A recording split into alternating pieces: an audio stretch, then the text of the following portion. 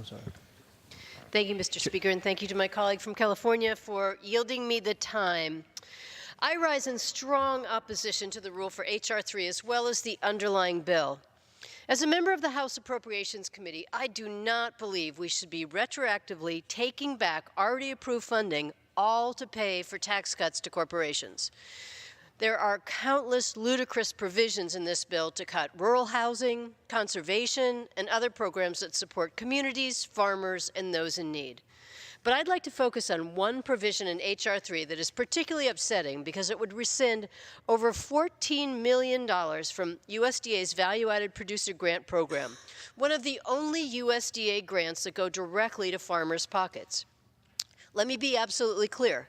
Despite what the administration has said, these are funds that farmers have already applied for. Those applications were already under review by the USDA when the rescission package was introduced. Projects are ready to go, and jobs are waiting to be created with this funding.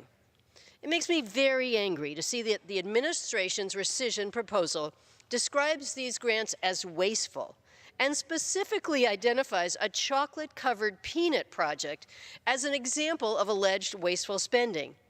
Okay, this is not about chocolate-covered peanuts. This is about helping farmers diversify their businesses and providing consumers with new products that they're willing to spend a little extra on.